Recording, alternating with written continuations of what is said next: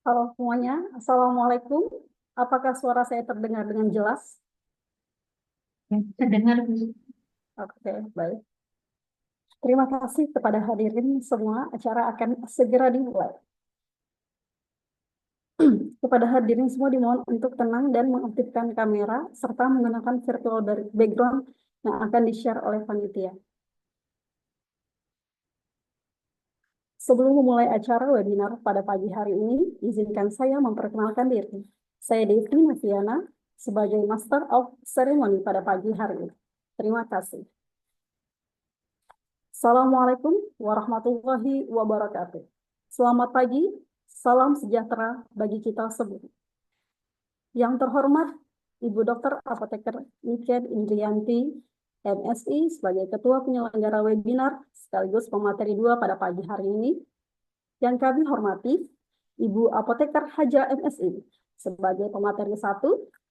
Dan yang kami hormati, Ibu Dr. Apoteker Putri Anggraini, Magister Farmasi, sebagai moderator webinar pada pagi hari ini, dan tim Central Lab Genetik, Ibu Mutia Balkis, sebagai pemateri 3, serta tim panitia penyelenggara webinar pada pagi hari ini.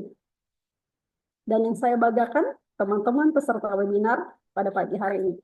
Alhamdulillahirrabbilalamin, puji syukur kita panjatkan kehadirat Allah Subhanahu wa Ta'ala atas limpahan rahmat, taufik, serta hidayahnya kepada kita semua, sehingga pada pagi hari ini kita diberikan kesehatan dan dapat bersama-sama mengikuti webinar mengenai metode uji praklinik anti nyeri dengan teknik pengujian terkini.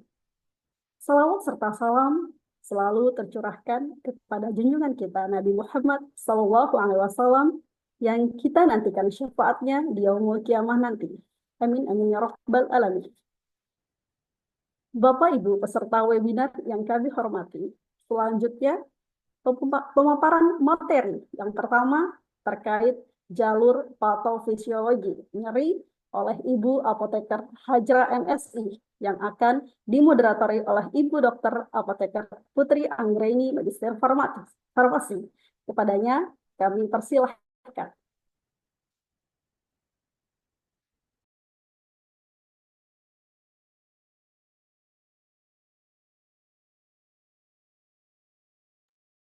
Ya, terima kasih kepada MC. Assalamualaikum warahmatullahi wabarakatuh. Selamat pagi para peserta webinar Laboratorium Farmakologi Fakultas Farmasi Universitas Mula Warman. Izinkan saya selaku moderator untuk sebelum kita memulai acara, saya ingin menyampaikan bahwa acara webinar ini akan berlangsung sebanyak 2 sesi, yaitu sesi pertama yaitu pemaparan materi oleh para narasumber. Di sini ada kita terdapat 3 narasumber. Mungkin saya izin perkenalkan dulu. Yang pertama ada Ibu Apoteker Hajrah, Magister Sains. Selamat pagi, Bu Hajrah. Ya, oke. Untuk pemateri kedua ada Ibu Dokter Apoteker Niken Indrianti yang sudah ikut bergabung juga. Selamat pagi, Bu Niken. Ya. Dan kemudian ada eh, narasumber kita yang ketiga yaitu Ibu Mutia Balkis. Beliau adalah perwakilan dari tim Sentral Laboratorium Genetik.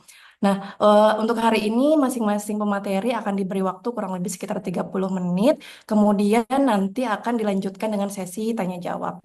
Jadi untuk bagi para peserta yang akan bertanya, silahkan boleh bertanya langsung ketika sesi diskusi. Kemudian juga boleh bertanya saat materi berlangsung di kolom chat. Jangan lupa sertakan nama dan asalnya atau institusinya, kemudian pertanyaannya apa. Begitu ya. Jadi sebelum kita mulai acara, mungkin saya sedikit menyampaikan tata tertib pada webinar ini, yaitu yang pertama, para peserta diharapkan menonaktifkan mikrofonnya. Ya. Mikrofonnya di mute untuk jalannya acara agar berjalan lebih lancar seperti itu. Kemudian para peserta boleh untuk mengaktifkan kamera.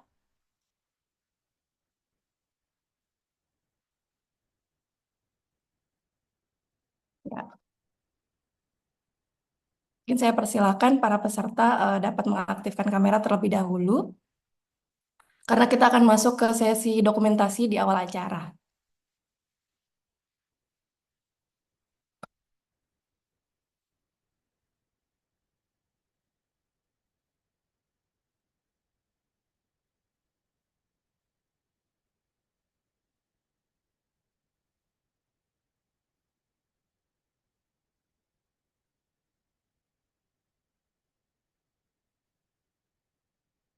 Ya, terima kasih bagi yang sudah mengaktifkan kamera. Yang lain ditunggu karena kita akan mengambil dokumentasi terlebih dahulu.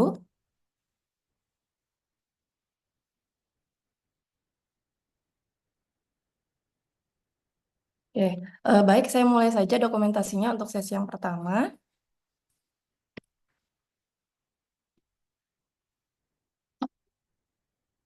Baik, untuk slide selanjutnya.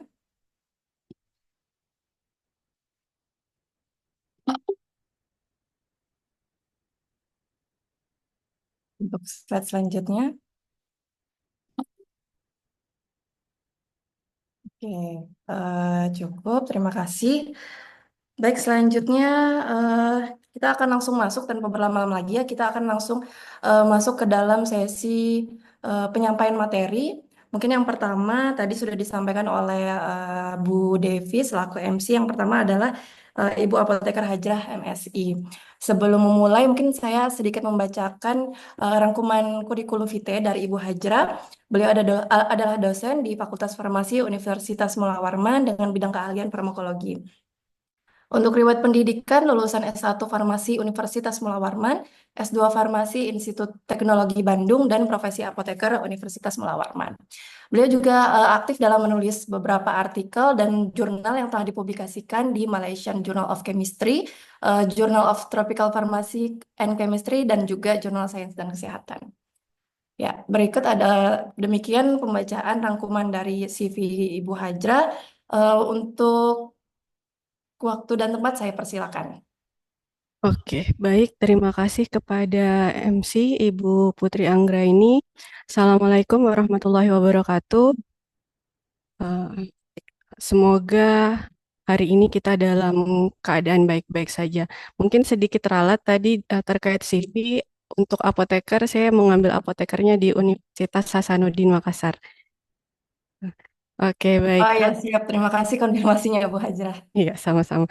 Oke, baik. Sesuai dengan tema yang diberikan saya pada hari ini terkait patofisiologi nyeri, sebelum itu saya coba share screen dulu materi saya sebentar.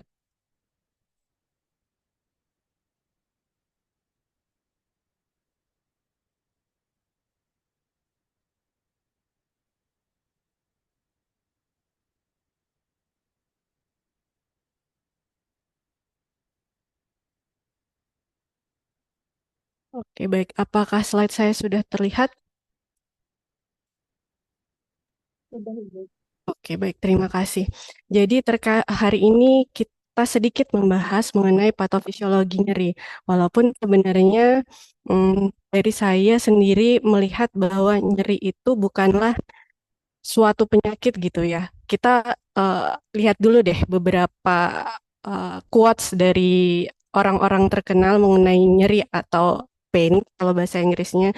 Jadi dari Rothwell itu mengatakan life comes with pain atau bahasa Indonesianya, bahasa kita sehari-harinya adalah hidup itu sakit itu adalah bagian dari hidup.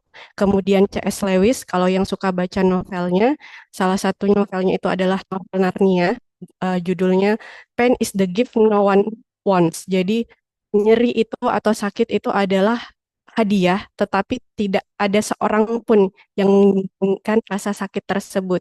Nah, kenapa akhirnya dua orang ini mengatakan bahwa sebenarnya sakit itu adalah sesuatu yang baik untuk kita, tetapi kitanya yang merasakan bahwa ternyata sakit itu tidak baik.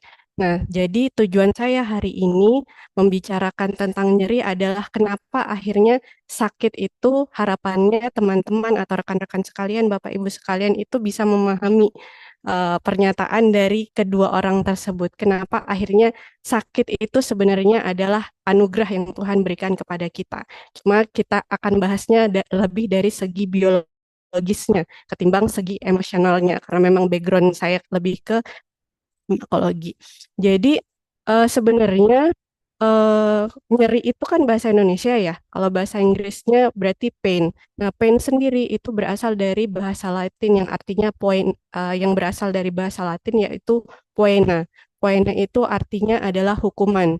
Jadi kalau kita dibandingkan di antara semua sensasi yang bisa kita rasakan dari indera, seperti misalnya indera penglihatan, indera penciuman, indera pendengaran, dan indera perasa, nyeri itu juga adalah bagian dari perasaan yang dirasakan oleh indera kita, sensasi yang dirasakan oleh indera kita. Cuma bedanya adalah keempat indera yang tadi, ketika kita merasakan, kita punya persepsi yang berbeda. Misalnya indera penglihatan, kita melihat warna. Ada orang yang suka warna biru, ada yang nggak suka. Ada yang suka warna merah, ada yang nggak suka. Kemudian indera pendengaran, ada orang yang suka musik dangdut, ada yang nggak suka. Ada yang suka musik K-pop, ada yang nggak suka. Kemudian indera penciuman, ada yang suka bau bunga melati, ada yang nggak suka. Ada yang suka bau durian, ada juga yang tidak suka. Kemudian untuk indera perasa sendiri, indera perasa itu misalnya ada orang yang suka makan pedas, ada juga yang tidak suka. Jadi beberapa indera ini orang itu akan terbagi. Ada yang suka, nggak suka. Tetapi satu-satunya sensasi yang kita rasakan dan semuanya mengatakan bahwa itu tidak suka ketika kita rasakan adalah nyeri. Kecuali mungkin itu untuk orang normal ya. Kalau orang nggak normal ya mungkin ada yang suka dengan rasa sakit seperti itu. Nah, menurut International Association for the Study of Pain, jadi nyeri itu diartikan sebagai suatu pengalaman sensoris dan emosional yang tidak nyaman yang berkaitan dengan kerusakan jaringan aktual atau potensial atau digambarkan sebagai adanya suatu kerusakan.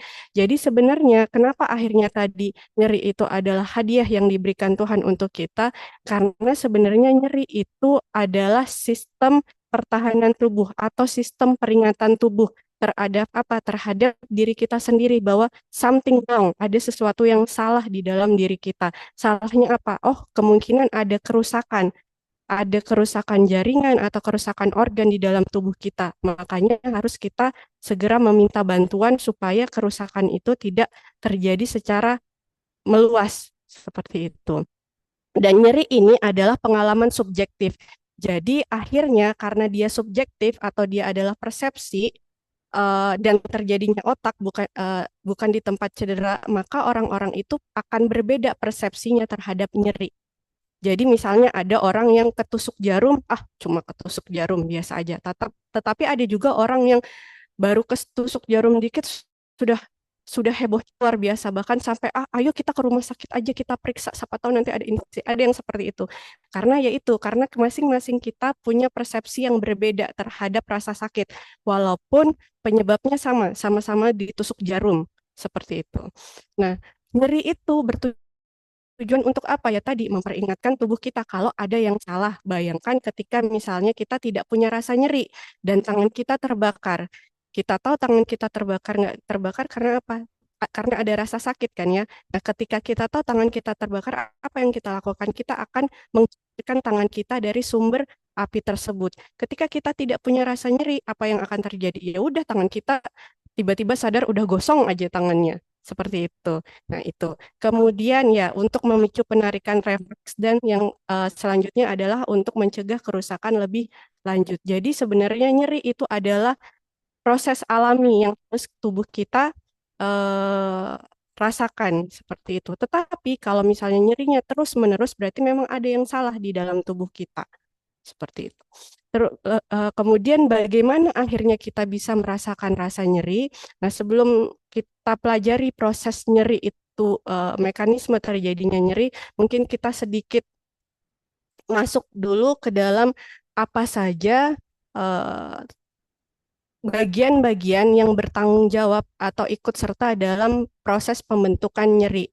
Nah, ada yang kita kenal dengan nama sistem somatosensori, di mana sistem somatosensori ini adalah sistem indera yang menyampaikan pesan. Pesannya bisa apa saja, bisa berupa suhu, kemudian sentuhan, nyeri, dan posisi tubuh.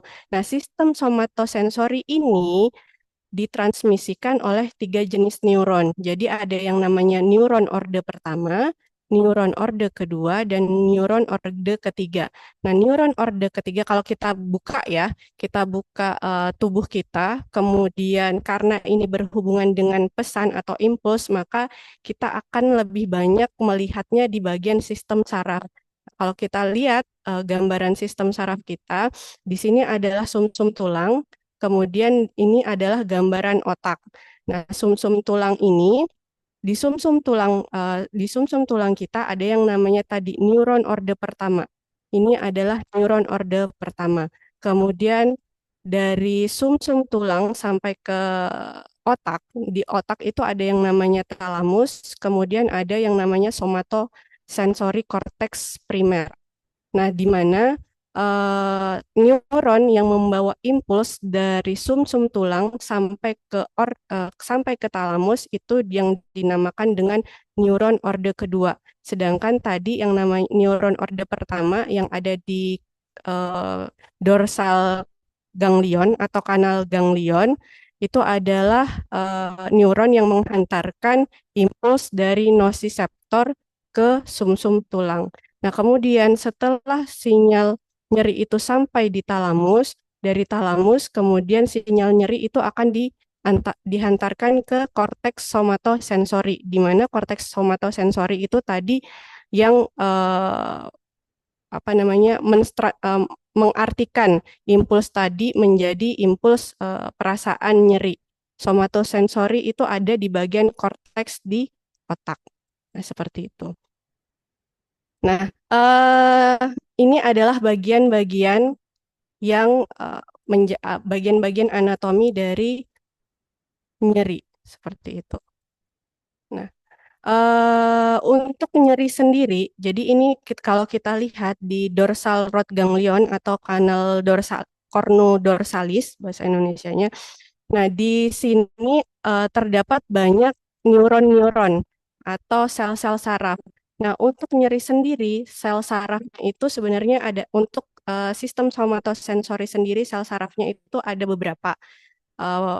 Ada 3 sel saraf, yaitu ada serat A, serat B, dan serat C. Nah, untuk nyeri sendiri itu dipersarafi oleh serat A dan C.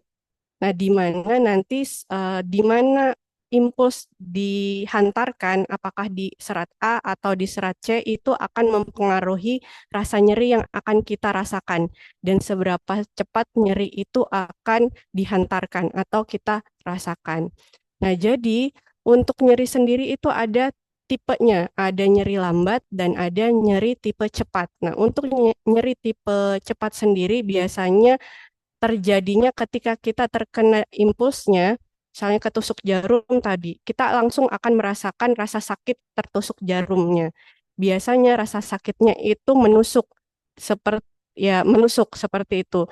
Nah, karena kenapa rasa sakitnya itu cepat kita rasakan karena dia dihantarkan oleh neuron dari serat A, delta. Seperti itu. Karena dia di serat A itu dia neuronnya itu termielinasi, makanya penghantaran impulsnya itu cepat sekali dan akhirnya kita pun merasakan rasa sakitnya itu sangat cepat. Kira-kira 0,25 detik itu sudah kita bisa rasakan rasa nyerinya karena memang kecepatannya itu sangat cepat sekali. Dan biasanya rasa nyeri cepat ini itu diterima atau disebabkan karena kerusakan yang disebabkan karena yang disebabkan karena suhu atau karena mekanik. Dan nyeri cepat ini gampang untuk bisa kita lokalisasi. Jadi kita tahu di mana tempat nyerinya. Misalnya nyerinya ketusuk jarum di tangan atau di jari sebelah kanan. Kita akan langsung tahu nyerinya di jari sebelah kanan. Nah, berbeda dengan slow pain atau nyeri lambat, biasanya nyeri lambat itu sukar untuk dilokalisasi. Jadi kita nggak tahu sakitnya itu sebenarnya asalnya dari mana. Karena kita ngerasa semua tubuh kita sakit. Seperti itu. Contohnya sakit gigi, walaupun sakitnya di gigi, tetapi rasanya semuanya sakit. Seperti itu. Nah, adapun slow pain, dia kenapa slow pain atau nyeri lambat? Karena dia dihantarkan oleh neuron yang tipenya serat C. Dan serat C ini tipe neuron yang tidak termielinasi. Karena dia tidak punya mielin, akhirnya impuls yang dihantarkan itu cenderung jauh lebih lambat daripada yang dihantarkan oleh neuron A seperti itu. Dan biasanya slow pain ini terjadi beberapa waktu, beberapa detik setelah kita terkena penyebab yang menyebabkan yang mengaktifasi nociceptor atau yang menyebabkan rasa sakit. Dan slow pain ini biasanya terjadinya dalam jangka waktu yang panjang. Itu kalau misalnya face pain kan ketika ketusuk jarum tadi, jarumnya itu kita menghindarkan tangan kita dari jarum, maka sakitnya akan hilang. Tetapi kalau slow pain itu tidak hilang sakitnya. Biasanya terus-menerus sampai akhirnya kerusakan jaringannya itu di diperbaiki. Dan umumnya slow pain ini menghasilkan rasa sakit yang tumpul, kemudian dan rasa yang sangat tidak nyaman. Nah, adapun slow pain ini nociceptor nanti akan kita bahas. Nociceptornya adalah polimodal nociceptor. Nah, apa itu nociceptor? Jadi, nociceptor itu sebelum kita merasakan rasa nyeri sampai ke otak, impuls nyeri atau impuls nyeri itu biasanya harus melewati beberapa tahapan dulu. Tadi kan dari neuron orde 1, 2, dan 3. Tetapi sebelum dari neuron orde 1, dia harus melewati nociceptor dulu. Nah, nociceptor itu berasal dari bahasa Latin yang artinya nocere atau menyakiti. Nah, nociceptor itu apa? Nociceptor itu adalah ujung saraf yang bebas. Nah, karena si nociceptor itu ujung sarafnya bebas, jadi sifatnya itu primitif. Jadi sifatnya primitif dan apa namanya akhirnya membuat nociceptor ini dia tidak akan berhenti mengeluarkan impuls sampai masalahnya itu diselesaikan. Seperti itu.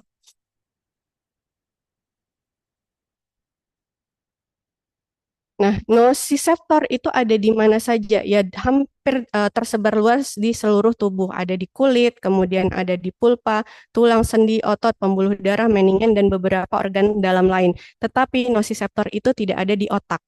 Jadi sebenarnya sakit kepala itu bukan sakit di otak, tetapi sakit di tempat lain. Tapi diterjemahkan oleh otak kita sakitnya di kepala. Kenapa kita tidak bisa sebenarnya nggak ada sakit kepala? Karena tadi nociceptor itu tidak ada di otak. Jadi dia tersebar di luas di tubuh kecuali ada di otak. Nah, nociceptor itu adalah reseptor yang bertanggung jawab untuk merasakan impuls dari luar.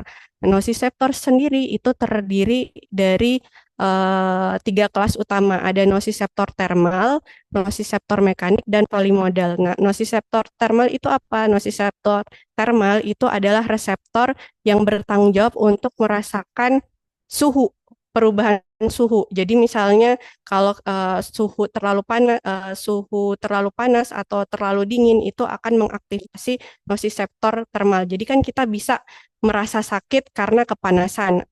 Eh, Misalnya kayak sinar matahari, kalau misalnya sinar mataharinya terik banget, akhirnya kan kita bisa merasakan rasa sakit di kulit kita. Atau misalnya kita nggak sengaja kena bagian kulkas yang dingin banget, yang suhunya sampai minus gitu kan, ketika kulit kita kena, kita merasakan sakit. Nah, kenapa bisa begitu? Karena nociceptor thermal itu sedang diaktifasi. Nah, nociceptor mekanik ini berarti reseptor yang diaktifasi berhubungan dengan luka-luka apa namanya kecelakaan atau injury yang sifatnya fisik seperti misalnya kena jarum tadi atau terkena benda tumpul atau terkena pisau. Nah, itu adalah nociceptor mekanik yang akan lebih banyak bermain di situ. Nah, tadi yang serat A itu kan lebih banyak teraktivasi karena aktivasi dari nociceptor thermal dan mekanik. Nah, kalau nociceptor polimodal yang merupakan adalah bagian dari serat C itu adalah nociceptor yang bisa merasakan rasa seluruh impuls yang baik itu yang disebabkan oleh suhu atau yang disebabkan oleh mekanik atau yang disebabkan oleh kerusakan yang disebabkan oleh sumber-sumber kimia seperti misalnya kena HCl atau kena basa kuat. Nah, itu adalah perannya adalah nociceptor polimodal. Dan kalau kita lihat di sini, ini adalah beberapa senyawa kimia yang bisa mengaktifasi atau yang bisa mensensitisasi nociceptor. Jadi sebenarnya nyeri itu disebabkan oleh karena ada yang namanya pengeluaran neurotransmitter. Neurotransmitter atau beberapa komponen kimia seperti kalium, kemudian serotonin, bradikinin, histamin, prostaglandin, leukotrien, dan substansi P. Jadi sebenarnya penyebab utama nyerinya itu adalah ini, chemical-chemical ini. Ketika ini dikeluarkan, ini apa sih? Ini sebenarnya adalah sinyal. Sinyal atau pesan yang dibawa oleh nosiseptor ke otak. Pesannya apa? Pesannya bahwa ada masalah nih di dalam tubuh, ada kerusakan nih di dalam tubuh, harus segera diperbaiki. Nah, untuk kalium sendiri itu dikeluarkan ketika sel kita itu rusak. Kalau serotonin itu sumbernya dari platelet. Jadi kalau platelet itu dikeluarkan, dia akan memicu pengeluaran serotonin.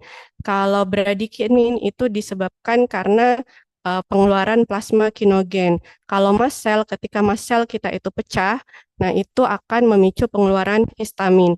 Nah ini akan mengaktifasi ketika potasium, serotonin, bradikinin, histamin itu dikeluarkan, maka dia akan mengaktifasi neuron orde pertama tadi. Nah, karena aktivasi neuron orde pertama, otomatis dia juga akan mengaktifasi neuron orde kedua dan akhirnya mengaktifasi neuron orde ketiga.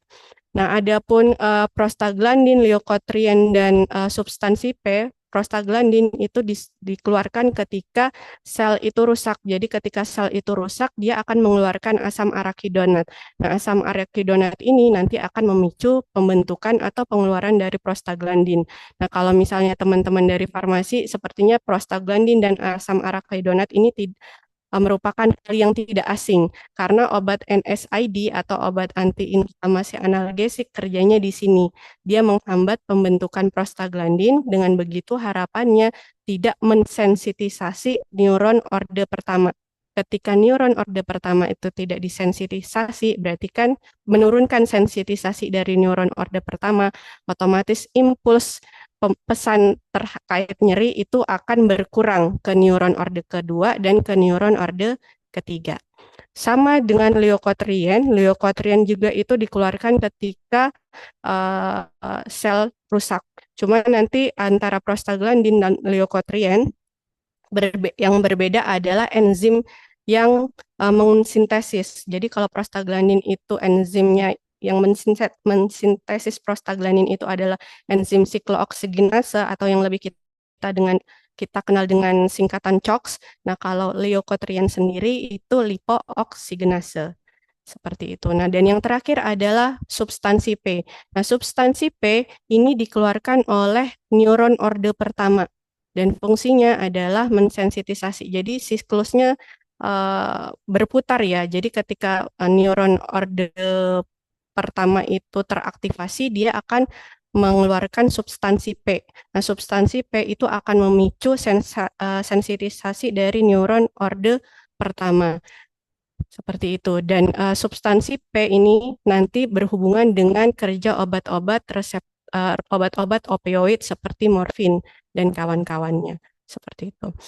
Nah, jadi seperti inilah gambaran mekanisme nyeri perifer. Jadi ketika tadi kulit kita, permukaan tubuh kita atau kulit kita itu terkena pisau misalnya, itu kan berarti kan selnya rusak ya, jaringannya rusak. Nah, kerusakan jaringan ini akan memicu apa? Akan memicu blood clotting, apa namanya, pembekuan darah, karena kan kulit kita luka tuh kena apa? Terbuka dan akhirnya darah itu keluar. Supaya menghindari kita kehilangan banyak darah, akhirnya tubuh itu memicu proses pembekuan darah. Nah, ketika injury atau terluka itu kan di darah itu banyak sekali mengandung nutrisi-nutrisi untuk bakteri atau patogen itu untuk bisa hidup. Makanya saat itu terjadi, maka terjadilah proses inflamasi. Untuk apa? Untuk mencegah patogen-patogen ini hidup hidup di dalam luka kita. Nah, karena proses inflamasi ini berlangsung, dari proses inflamasi ini akan mengeluarkan tadi leukotriens, prostaglandin, histamin, dan bradikinin. Sedangkan kalau dari proses blood clotting atau pembekuan darah, itu akan memicu pengeluaran bradikinin dan serotonin. Ketika nekrosis atau kerusakan jaringan itu akan memicu pengeluaran ion kalium dan ion kalium, yang mana nanti semuanya ini leukotrien, prostaglandin, dan histamin akan memicu sensitisasi dari nosiseptor neuron orde pertama, histamin, bradikinin, dan serotonin, serta kalium itu juga akan mengaktifasi nosiseptor dan akhirnya akan menyebabkan rasa sakit. Oleh karena itu, kenapa akhirnya kebanyakan obat-obat, terutama obat-obat nyeri, itu kerjanya di bagian sini. Supaya apa? Supaya tidak terjadi sensitisasi nosiseptor, dengan begitu rasa nyeri yang impuls nyeri yang dihantarkan ke otak itu menjadi berkurang. Seperti itu. Nah, jadi bagaimana nyeri itu, rasa impuls nyeri itu bergerak dari tubuh? Jadi yang tadi ketika jaringan itu mengalami injury atau luka, itu kan akan menghasilkan inflamasi. Inflamasi tadi akan menyebabkan pelepasan mediator inflamasi atau mediator nyeri, seperti tadi substansi P, kemudian prostaglandin, serotonin, dan asetilkolin. Nah, substansi ini atau mediator ini adalah pesan, jadi dia pesan, kemudian pesannya itu dibawa ke nosiseptor. Jadi misalnya prostaglandin ini ngasih tahu ke nosiseptor, nosiseptor, tanganku lagi luka nih gara-gara kena pisau. Tolong dong dikasih tahu ke otak apa yang harus kita lakukan, seperti itu. Jadi prostaglandin yang ngasih tahu ke nosiseptor. Nah, dari nosiseptor itu kemudian pesannya akan dibawa ke sumsum tulang, dibawa oleh neuron orde pertama yang ada di kanal ganglion dorsal. Jadi di atas kan ini adalah sumsum tulang tuh. Ini adalah gray matter, ini adalah white matter, atau ini adalah substansi abu-abu, sedangkan ini adalah substansi putih. Jadi ini adalah neuronnya. Jadi nanti impuls nyeri itu akan dihantarkan oleh neuron sampai ke bagian gray matter dari sumsum tulang. Nah, sampai di sumsum tulang, kemudian sinyal itu akan nyebrang kemana? Ini kan misalnya di kiri kita ya, dia akan nyebrang ke kanan. Jadi sinyal itu akan menyeberang ke kanan ke bagian white matter atau substansi putih dari sumsum tulang. Kemudian dari situ sinyal dari nyeri akan dihantarkan sampai ke talamus. Nah, dari talamus tadi ini adalah neuron orde kedua. Dari talamus tadi kemudian sinyal itu dihantarkan ke somatosensori cortex yang ada di otak. Nah, disinilah nyeri itu dipersepsi atau diterjemahkan. Jadi kalau nyeri itu baru sampai neuron orde 1 sama neuron orde 2, sebenarnya kita belum merasakan nyerinya. Nanti ketika dia sudah sampai di neuron orde ketiga, sudah dipersepsikan oleh somatosensori cortex, barulah kita merasakan rasa nyeri. Jadi kalau misalnya ada terjadi kerusakan di bagian neuron orde kedua nih, berarti rasa nyerinya seperti apa ya? Rasa nyerinya kita tidak bisa rasakan. Sebenarnya impulsnya ada, tetapi karena di sini rusak sebagian, akhirnya impulsnya itu tidak dihantarkan ke somatosensorik. Akhirnya kita tidak bisa merasakan rasa sakit. Gitu, seperti itu. Nah, ini jalur dari nosiseptor sampai ke somatosensori cortex itu dinamakan spinothalamic pathway. Jadi dari kata spinal, sumsum tulang belakang, dan thalamus. Jadi namanya spinothalamic pathway, atau kadang dikenal juga dengan nama ascending pathway atau jalur ke atas karena penghantaran sinyalnya dari bawah ke atas. Seperti itu. Nah, penghantaran impuls itu tahapannya tadi transduksi. Nah, transduksi berarti penghantaran impuls, penerjemahan impuls dulu dari yang ada di nosiseptor. Kemudian yang selanjutnya adalah transmisi impuls dari neuron orde ke-1 sampai neuron orde ketiga. Nah, pada saat yang bersamaan ketika terjadi transmisi itu juga terjadi modulasi. Modulasi itu apa? Modulasi itu adalah amplifikasi sinyal. Amplifikasi itu berarti sinyalnya dikuatkan. Karena misalnya kalau kita terlukanya di kaki, itu kan perlu waktu yang panjang menghantarkan sinyal dari kaki yang ada di bawah sampai ke somatosensory cortex yang ada di otak yang ada di atas. Nah, khawatirnya kalau misalnya perjalanannya panjang bisa jadi impulsnya itu jadi melemah. Akhirnya sepanjang perjalanan itu impuls itu dimodulasi atau diperkuat sinyalnya. Jadi ketika sampai di korteks itu sinyalnya masih terdengar dengan atau terasa dengan jelas. Nah, kemudian barulah terjadi persepsi yang ada di otak.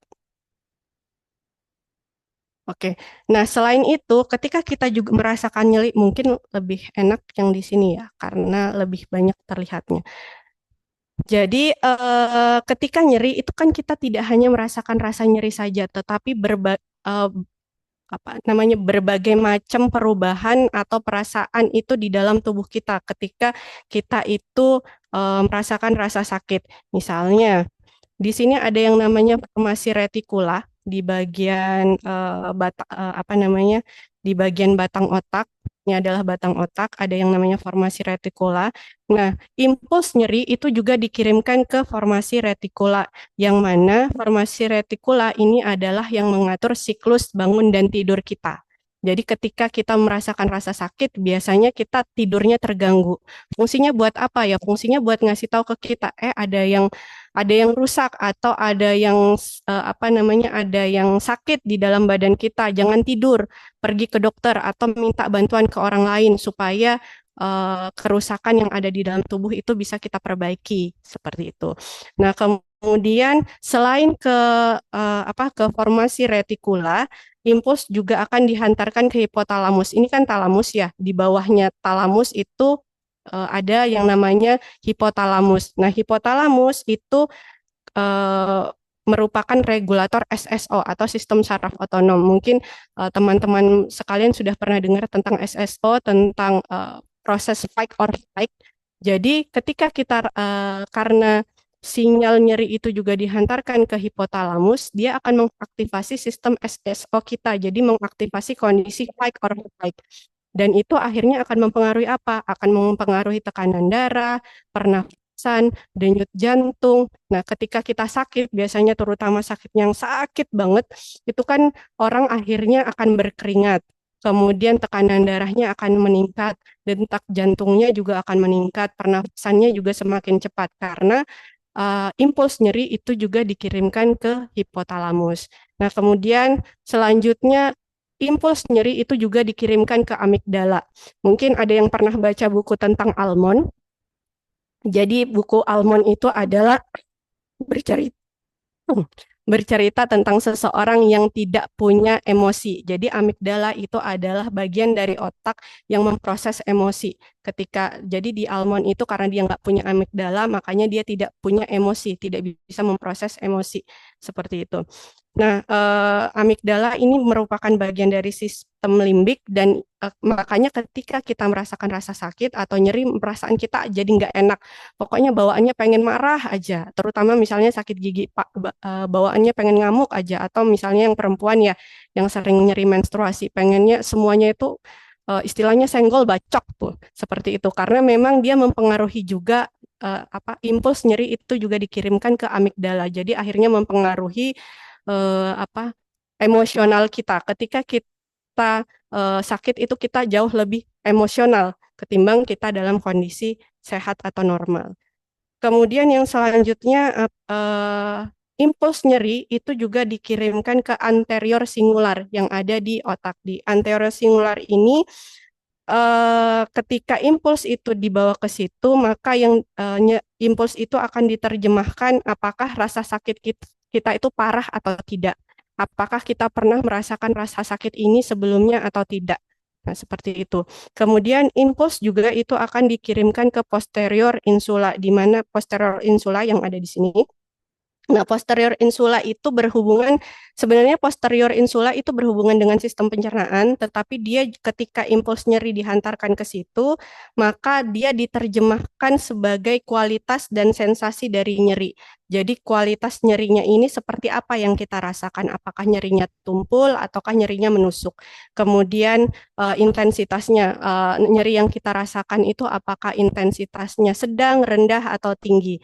Nah, seperti itu. Jadi kalau kita lihat ya bagian dari sistem apa namanya mekanisme fisiologi dari nyeri.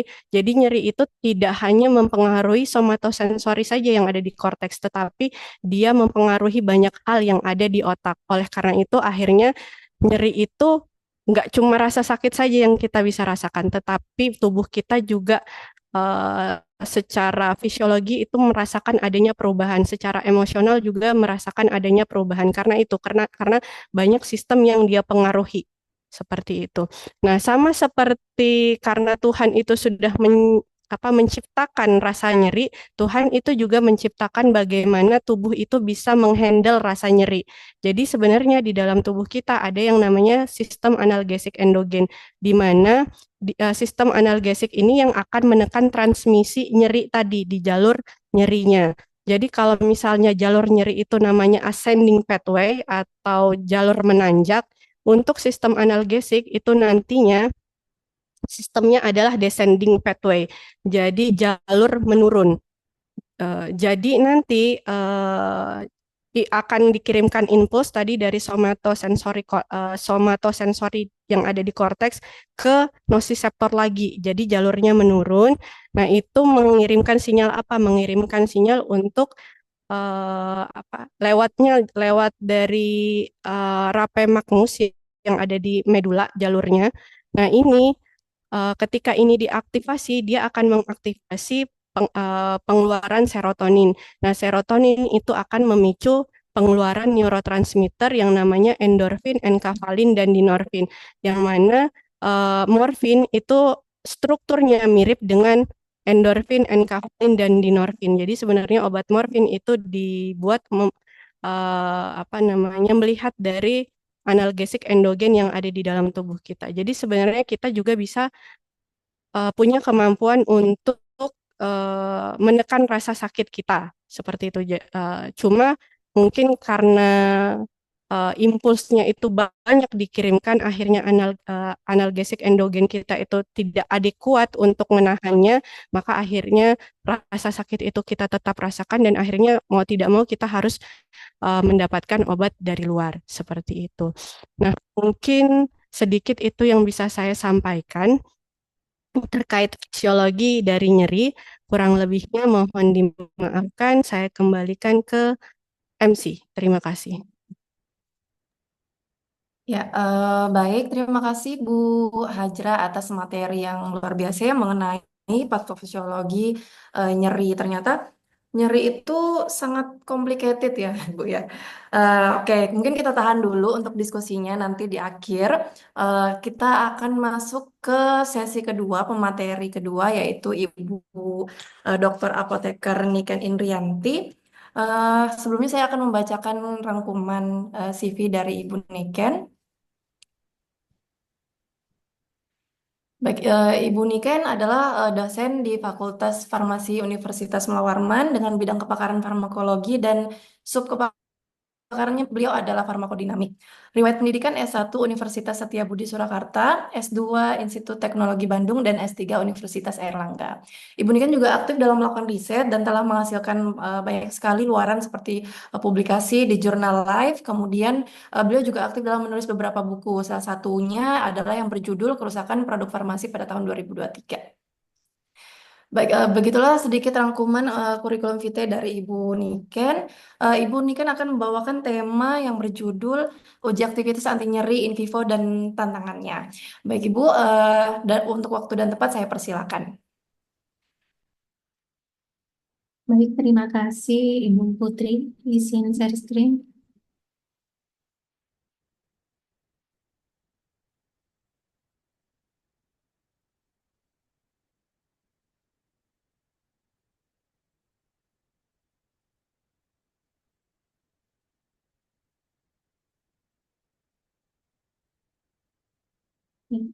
Baik, Assalamualaikum warahmatullahi wabarakatuh. Terima kasih atas kehadiran dari para peserta webinar. Saya lihat di sini ada cukup banyak mahasiswa kami dari Universitas Munawarman yang menjadi tambahan kegiatan akademik di luar perkuliahan yang akan sangat menunjang. Kemudian juga adik-adik mahasiswa dari UMKT, selamat bergabung dengan kami. Kemudian dari Stika Samarinda, Politeknik Nusantara Balikpapan, Universitas Tribuana Kalabahi, Universitas Muhammadiyah Kalir, dan beberapa dari praktisi, dari PT Kaizen, dari apotik, dan dari rumah sakit. Terima kasih atas kehadirannya. Oke. Di sini saya ingin menyampaikan mengenai tantangan pengujian in vivo pada uji aktivitas anti nyeri.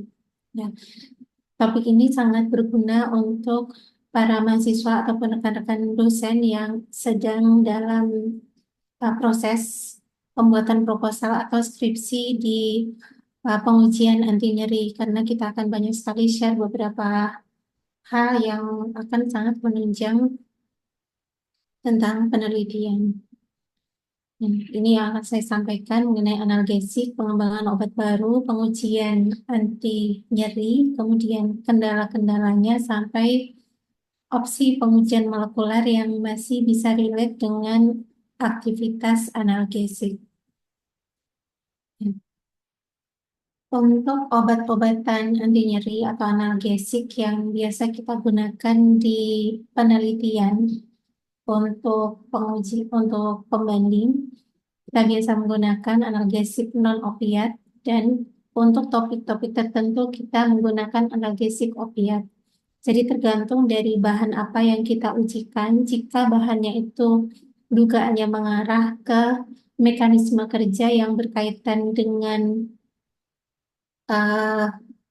ini reseptor opioid, maka kita menggunakan pembanding analgesik opiat. Tapi kalau dugaan mekanisme kerja sampel yang kita uji itu lebih mengarah ke anti nyeri yang mekanismenya mendekati NSAID, maka kita menggunakan NSAID. Gitu. Di sini tantangannya cukup banyak. Kalau untuk NSAID kita mudah sekali mendapatkan. Kalau analgesik opiat kita perlu izin. Jadi pada saat kita pengujian suatu sampel yang ternyata mekanisme kerjanya itu mengarah ke mekanisme kerja opiat, maka pada saat kita mencari morfin itu nanti harus ada surat pengantar dari fakultas atau dari institusinya untuk bisa membeli morfin untuk tujuan penelitian, dan itu biasanya bisa di ACC. Jadi ini analgesik opiat yang biasa digunakan pada penelitian lebih banyak pada morfin. Kemudian untuk uji-uji yang berkaitan dengan withdrawal syndrome itu pilihannya lebih banyak ke metadon dari banyak sekali penelitian. Kemudian analgesik opiat, non-opiat yang biasa digunakan natrium atau kalium diklofenak dalam bentuk base ataupun tablet. Kalau tablet itu pasti ada perhitungan supaya dosisnya itu cukup untuk setara dengan bahan bakunya. Nah, mengenai NSAID sendiri, NSAID adalah obat-obatan antiinflamasi. Kalau dikatakan NSAID asam mefenamate itu adalah anti nyeri, jawabannya bukan. Dia adalah obat antiinflamasi. Kenapa obat antiinflamasi bisa digunakan untuk anti nyeri? Tadi sudah dijelaskan oleh Ibu Hajrah mengenai first order sensory neuron, bahwa sensitisasi pada prostaglandin akan mensensitisasi neuron orde pertama yang ada kaitannya dengan perintangan rasa nyeri. Nah, itu adalah salah satu keunggulan NSAID yang bisa kita manfaatkan ke anti nyerinya. Misalnya nyerinya adalah nyeri haid, ini nyeri saja. Bengkaknya ada nggak? Bengkaknya misalnya bengkaknya cuma sedikit saja, tapi kita ambil aktivitas anti nyerinya, itu bisa. Karena inflamasi itu kan ada 5 gejala: rubor, kalor, tumor, dolor, dan fungsiolesa. Jadi pada dolor, pada nyeri itu bisa diatasi dengan NSAID. Mekanisme kerjanya terintang terutama pada enzim siklooksiggenase 1, obat yang paling banyak digunakan sekarang, perintang COX-1. Kemudian untuk obat-obat spesifik seperti celecoxib dan sebagainya itu merintang pada enzim siklooksiggenase 2. Bedanya enzim siklooksiggenase 1 itu pada kondisi normal pun sebenarnya ada. Sedangkan enzim siklooksiggenase 2 itu baru muncul pada saat ada inflamasi. Kemudian di bawahnya adalah reseptor-reseptor yang ada kaitannya dengan mekanisme antiinflamasi secara umum. Nah, bagaimana dengan analgesik opiat? Mekanisme kerja analgesik opiat sangat berbeda dengan mekanisme kerja NSAID. Makanya kalau dipakai untuk pembanding pada penelitian anti nyeri, itu nanti berbeda. Kapan kita menggunakan NSAID, kapan menggunakan opiat sesuai dengan jalur dugaan mekanisme kerja dari sampel yang kita gunakan. Nah, di sini pada analgesik opiat, di sini ada sinaps. Pada sinaps itu ada neurotransmitter, narkotik atau contohnya morfin. Morfin itu kerjanya di mana? Di sini yang berwarna merah. Jadi di sini pada opioid reseptor narkotik tersebut akan terikat, kemudian akan menghasilkan efek analgesik, anti nyeri. Kalau morfin banyak sekali digunakan untuk nyeri pada saat pembedahan, pada saat operasi, itu sangat banyak digunakan, atau nyeri pada saat seseorang mengalami kanker atau penyakit-penyakit yang skala nyerinya itu sudah tidak mampu lagi diatasi dengan obat anti nyeri biasa. Saat ini pengembangan obat-obat analgesik, ini saya ambil dari pustaka dari Science Direct, dari literatur. Ternyata pengembangan obat baru analgesik di bidang opioid ini sangat besar. Kenapa? Analgesik yang kita butuhkan sebenarnya itu yang paling bagus adalah opioid, tapi yang tidak ada efek ketergantungannya. Ya, itu menjadi tantangan peneliti di seluruh dunia itu mencari yang mekanisme kerjanya seperti opioid, tapi tidak menimbulkan efek samping ketergantungan dan yang lain-lain yang merugikan itu. Kalau seperti itu pasti akan menjadi hal yang sangat besar, perubahan yang sangat besar untuk dunia kefarmasian. Kemudian pengembangan obat baru, analgesik, ini cukup banyak juga yang dari NSAID sampai di sini ada 47 riset yang sudah dilakukan.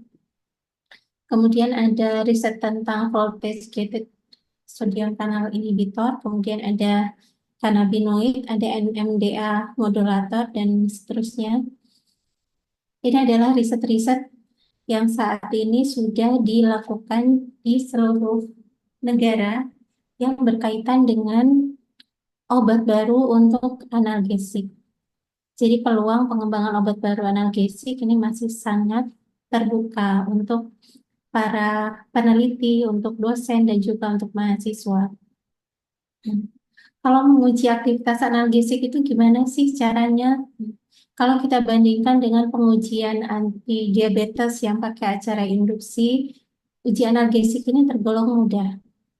Yang pertama ada induksi asam asetat, yang kedua ada induksi nyeri termal. Jadi yang pertama induksi nyerinya menggunakan asam asetat atau bahan lain yang bisa menimbulkan nyeri tapi tidak menimbulkan kematian pada hewan coba. Kemudian induksi termal menggunakan hot cold plate. Hot cold plate-nya itu yang bisa disetting suhunya. Kemudian induksi nyeri trauma fisik atau mekanik menggunakan parameter kibasan ekor menggunakan tail click. Kemudian pengujian yang lebih spesifik lagi parameter molekuler. Di sini nanti akan saya contohkan menggunakan sitokin proinflamasi.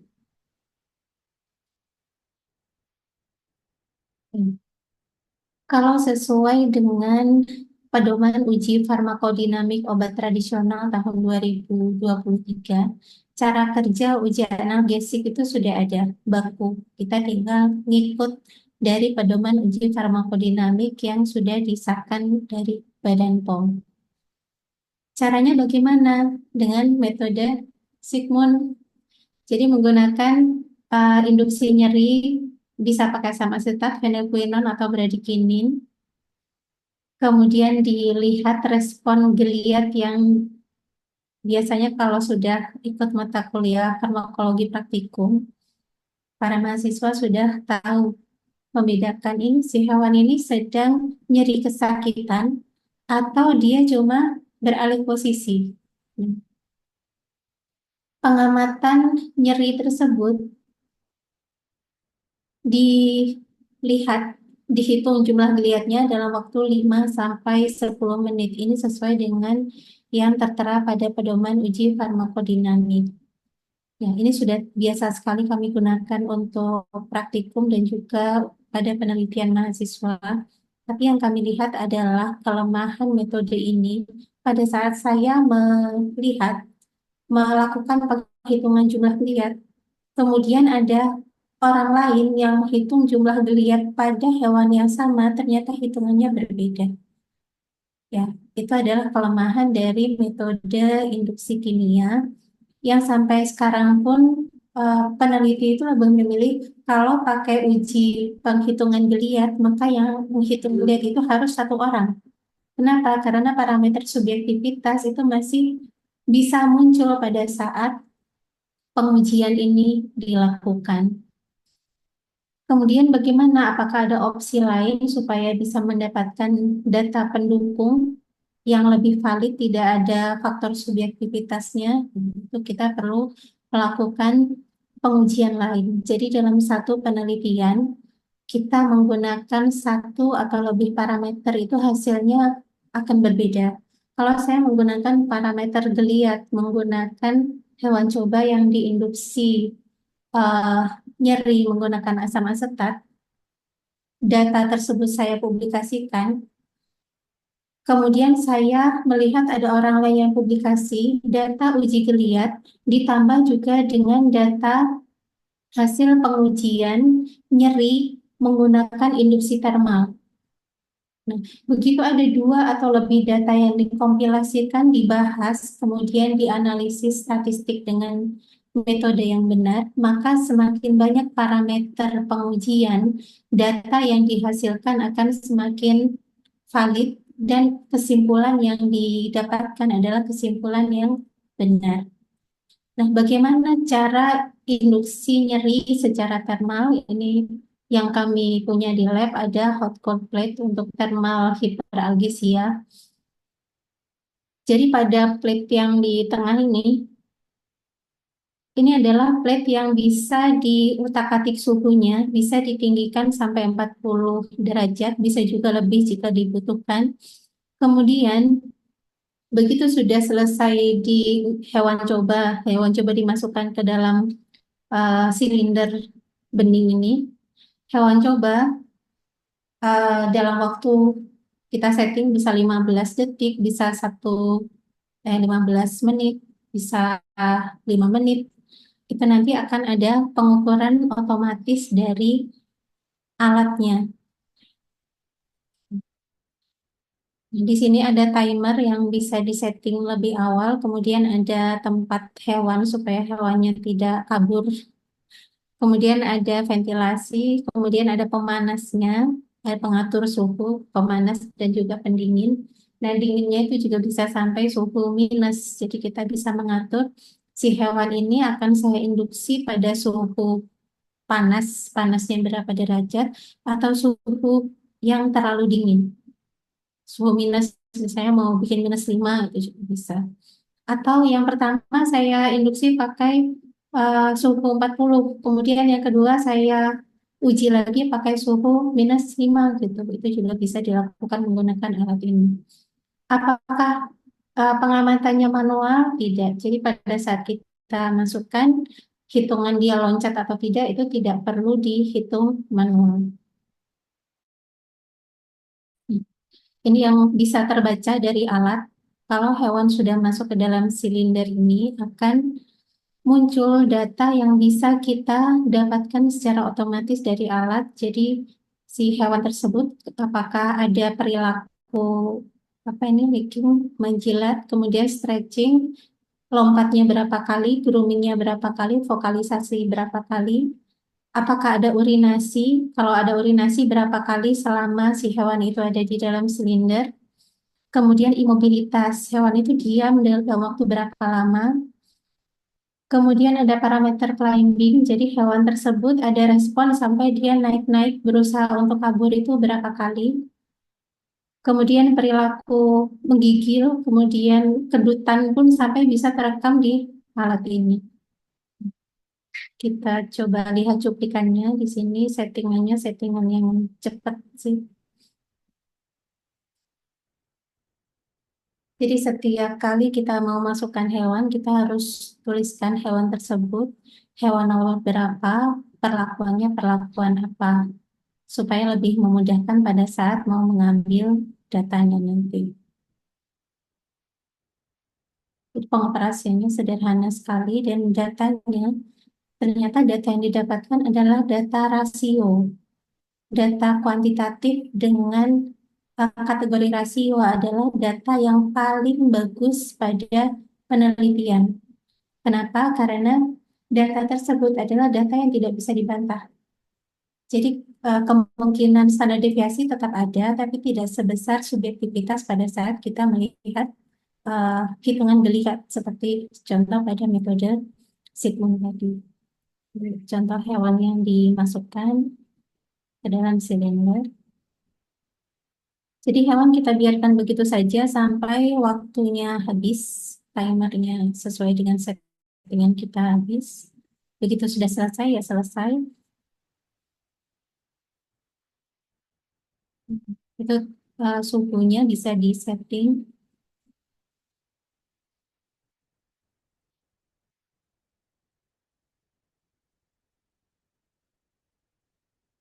Ini contohnya dibikin pada suhu -2. Di alat juga terlihat suhu plate-nya berapa dan suhu ruangannya berapa itu sudah bisa terbaca. Jadi kita tidak akan rancu dengan suhu luar.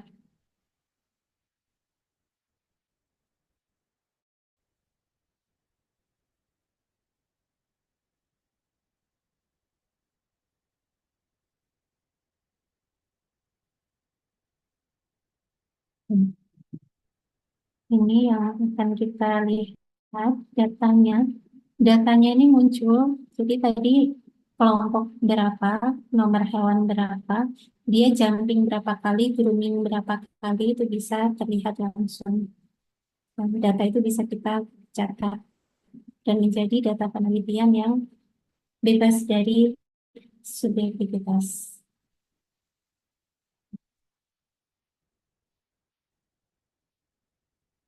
Kemudian yang menggunakan pelvic metode kibasan ekor. Kalau tadi metode induksinya adalah thermal, kalau ini mekanik. Kebetulan di farmasi Unmu belum ada, mungkin bentar lagi kalau pengadaannya semoga kita bisa punya alat ini. Nah, angka yang dihasilkan pada kibasan ekor, jadi pada saat hewan merasa ada nyeri, itu nanti akan terlihat respon seperti refleks pada saat kita nyeri, kemudian kita langsung teriak. Nah, itu kibasan ekor merepresentasikan tingkat nyeri yang muncul. Jadi alatnya, bell clickingnya ada di sini, kemudian pling ini tempat induksi nyeri yang ada pada alat. Kendala uji in vivo untuk uji anti nyeri, standar deviasinya cukup tinggi.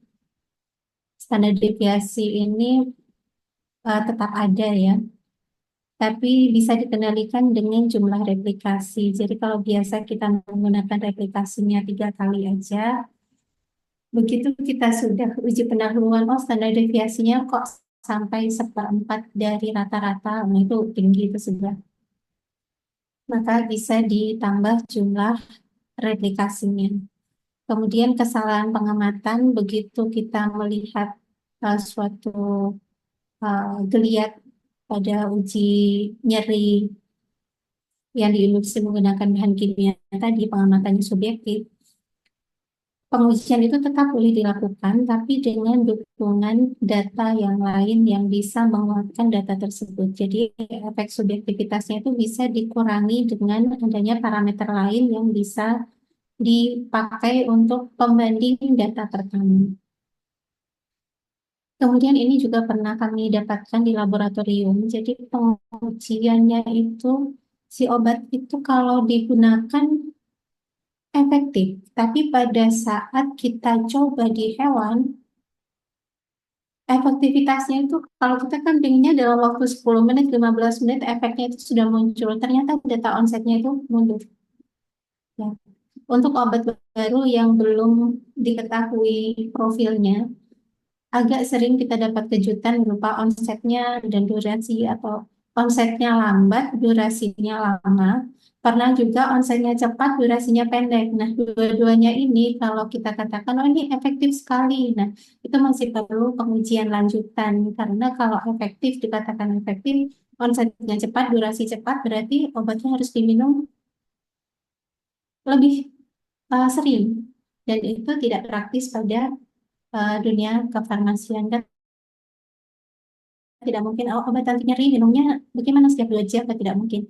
Jadi antara onset dan durasi itu perlu diperhatikan begitu suatu obat baru itu onset dan durasinya masih perlu dimodifikasi menggunakan drug delivery system, menggunakan rekayasa formulasi, maka pada saat pengujian sampel pertama itu silakan diambil datanya, kemudian lanjutan dari penelitian adalah rekayasa bahan baku tersebut supaya onset dan durasinya bisa sesuai dengan kebutuhan klinis. Baru diuji ulang menggunakan metode uji anti nyeri yang sama dalam bentuk sampel sediaan. Kemudian ini yang cukup banyak yang sangat menarik adalah pengujian molekuler. Pengujian molekuler kalau untuk anti nyeri sebenarnya kalau kita mengambil dari sitokin yang dikeluarkan dari substansi P itu sangat pas untuk pengujian fokus pada anti nyeri karena fokus pada reseptornya. Sedangkan yang biasa kita gunakan pada penelitian ini masih terfokus pada NSAID yang ada kaitannya dengan faktor-faktor proinflamasi. Yang paling banyak, yang paling sering kita gunakan adalah sitokin interleukin 6. Interleukin 6 akan meningkat pada saat ada pembengkakan, ada inflamasi. Pada saat ada inflamasi, di situ ada salah satu gejala inflamasi yaitu nyeri. Kalau untuk mengukur sitokin proinflamasi interleukin 6, kita dihadapkan pada 2 pertanyaan. Mau mengukur ekspresinya atau mau mengukur kadarnya. Kalau mau mengukur ekspresi interleukin 6, maka kita menggunakan flow cytometry. Flow cytometry itu alat yang bisa mensortir begitu ada sel, pada sel itu mengekspresikan sitokin interleukin 6, maka dia akan terwarnai. Jadi setiap sel yang terwarnai itu nanti akan dihitung satu-satu oleh alat. Nah, itu sangat sangat canggih sebenarnya. Tapi di situ perlu antibodi yang membuat sel yang terikat dengan interleukin 6 atau sel yang mengekspresikan interleukin 6 ini bisa berpendah dan dapat dihitung sebagai satu titik pada flow cytometry. Kemudian kalau kita mau ngecek kadar, saya mau cek kadar interleukin 6, maka kita akan mengambil serum atau plasma darah, kemudian di situ akan dilakukan pengujian menggunakan enzim linked immunosorbent assay. Jadi kalau kadar ya kadar, kalau ekspresi ya ekspresi. Jadi perlu ditentukan mana yang mau diukur terlebih dahulu. Kalau mau diuji dua-duanya gimana Bu? Kalau diuji dua-duanya, ini mana yang lebih penting sebenarnya. Jadi mungkin akan lebih bagus kalau memilih salah satu saja. Kalau saya butuh kadarnya, silakan pakai yang dari ELISA saja. Karena 2 data tersebut itu nanti akan memberikan data yang kurang lebih sama. Itu yang untuk pengujian molekuler. Jadi kalau mau kita eh, skripsi gitu atau mau penelitian untuk anti nyeri. Kalau pada orang anti nyeri kan pakai skala NRS atau skala lain yang bisa me- membuat si nyeri itu bisa dikuantisasikan. Sedangkan pada pengujian in vivo, nyeri itu memang bisa dikuantisasi menjadi data rasio, data kuantitatif yang bisa dianalisis statistik dengan metode apapun.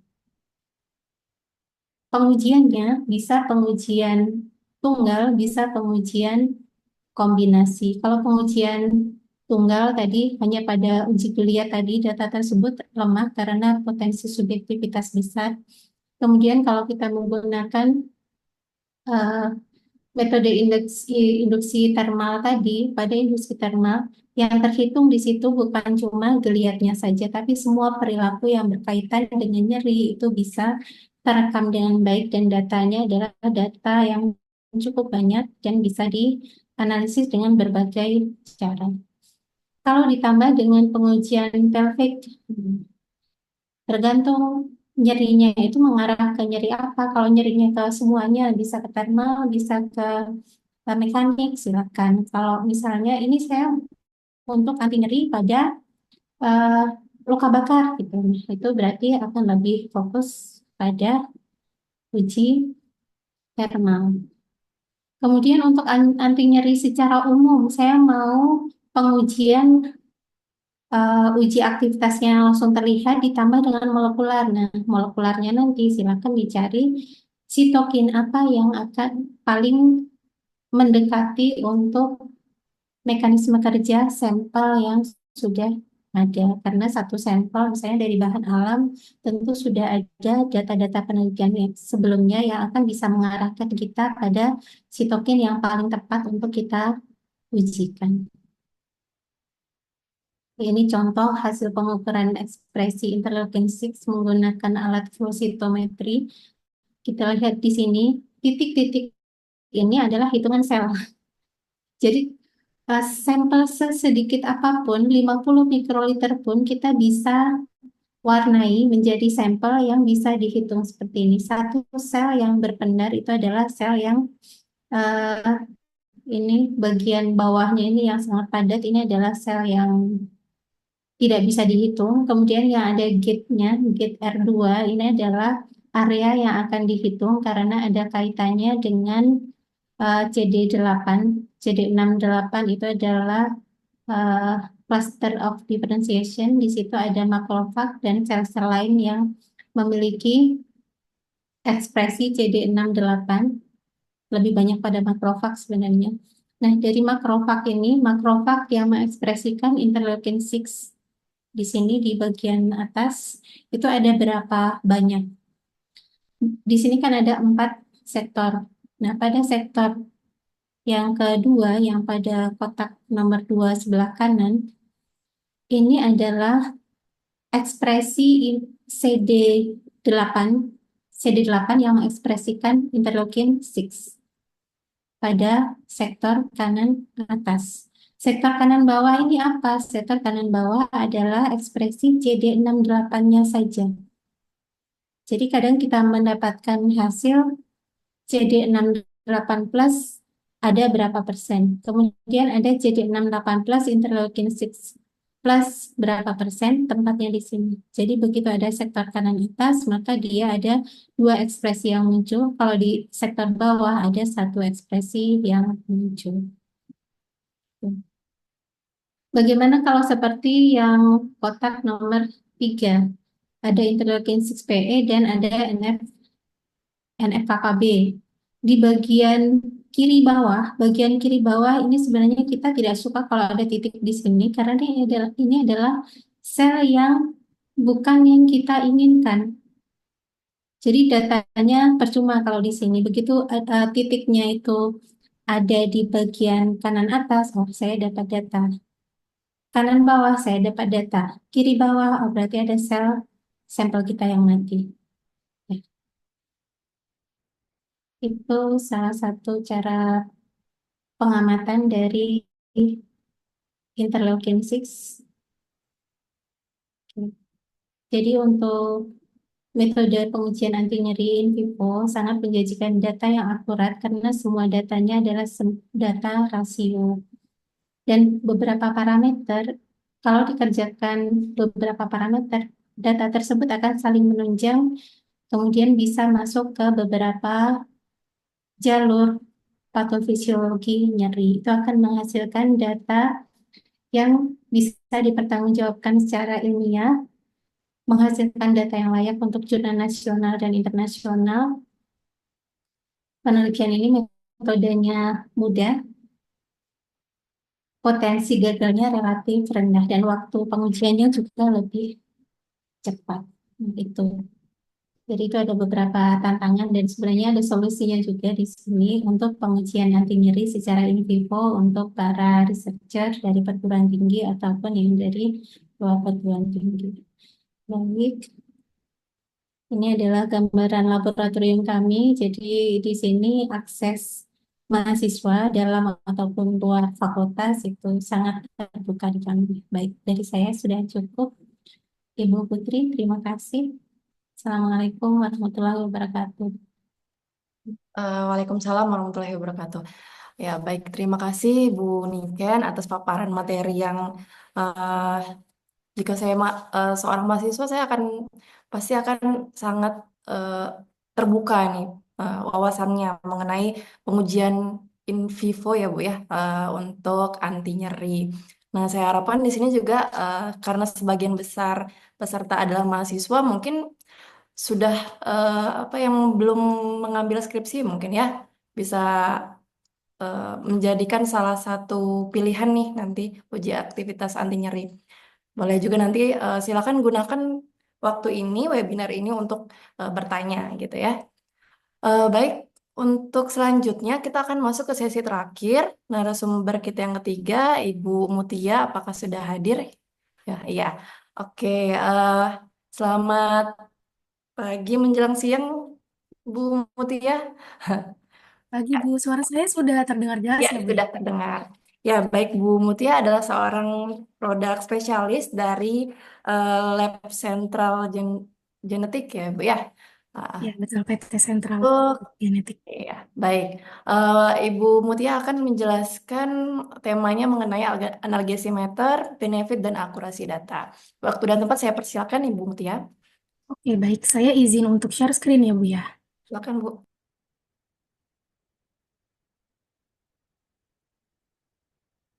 Sudah terlihat ya Bu untuk screen-nya?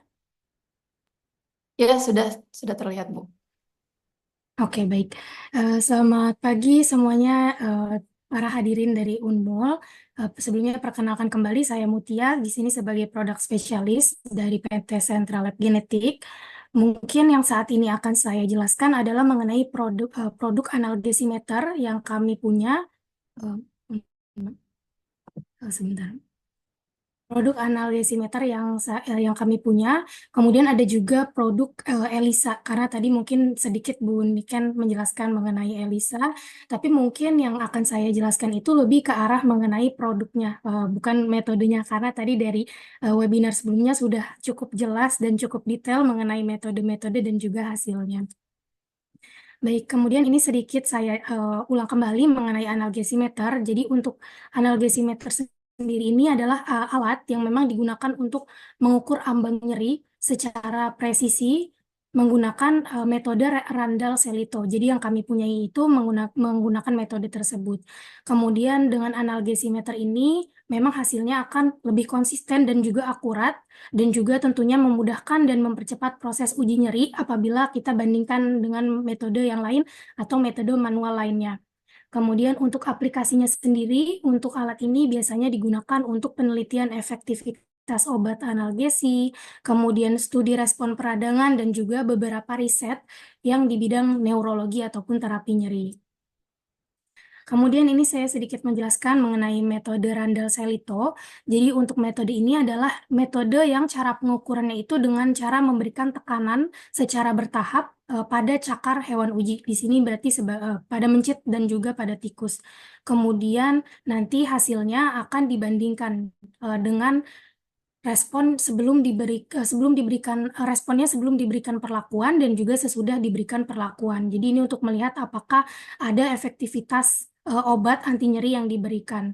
Kemudian metode ini juga metode yang cukup lama digunakan dan juga hasilnya konsisten.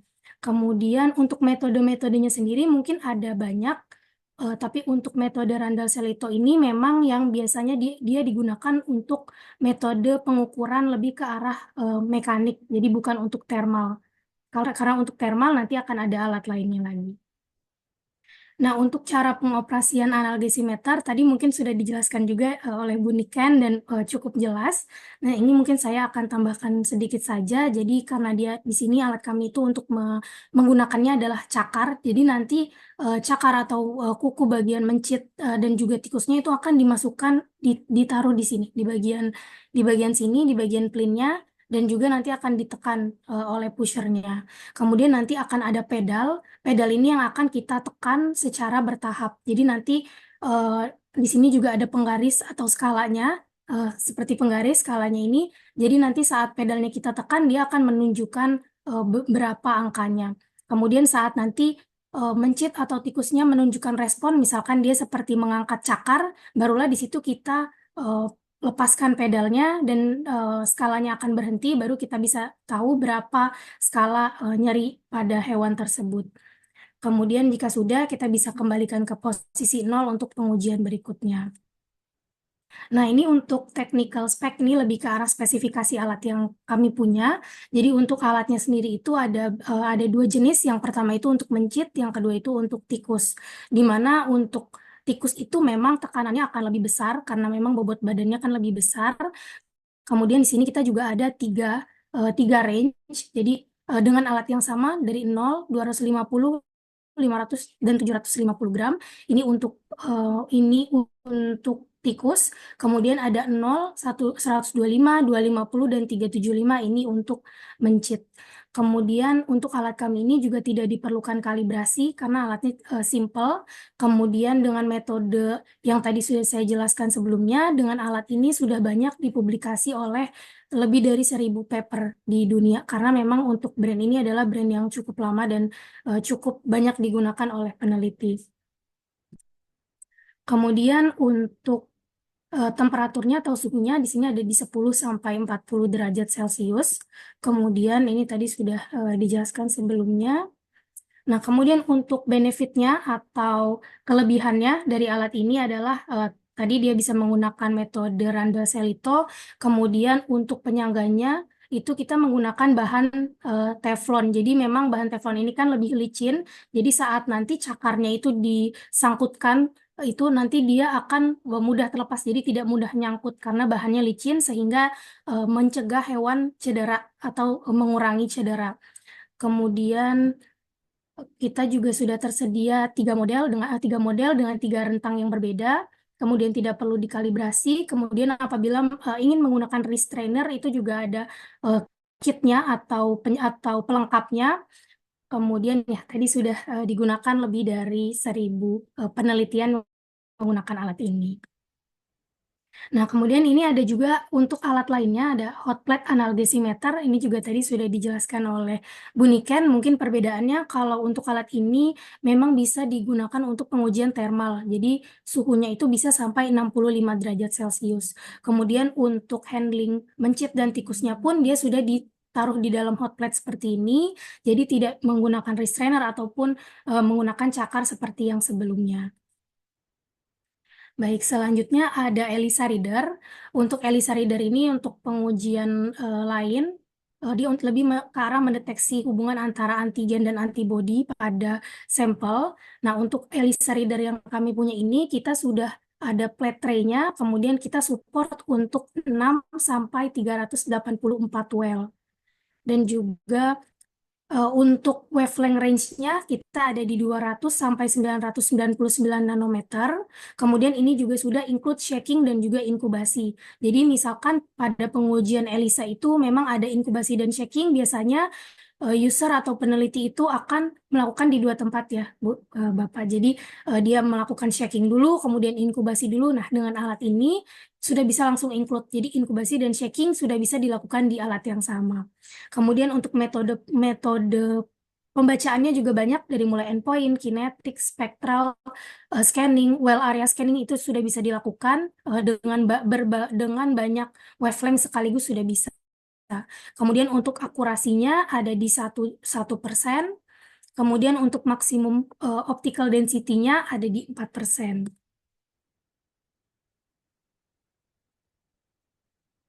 Kemudian ini untuk softwarenya, jadi memang untuk ELISA itu kita perlu software untuk pembacaannya. Nah, nanti software ini akan akan dibaca dari laptop, dan laptopnya akan disambungkan ke mesinnya. Jadi kurang lebih menu softwarenya akan seperti ini. Nanti di bagian sebelah kanan, di sini kita bisa input well plate dan sampel yang kita mau ujikan, apakah standar ataupun sampel, itu bisa di input di sebelah kanan. Kemudian di sebelah kiri ini kita akan input sampelnya, apakah itu sampel atau standar itu bisa di sebelah kiri, dan juga sampel ID atau nama sampelnya. Kemudian kalau sudah kita jalankan dari mesin, dan juga nanti akan terlihat konsentrasi seperti ini. Jadi nanti sudah langsung terlihat berapa konsentrasinya dan berapa optical density-nya, dan juga sudah terbentuk grafiknya seperti itu.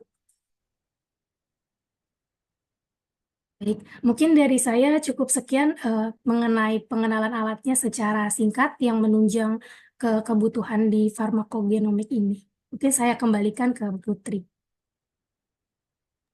Oke, baik, terima kasih.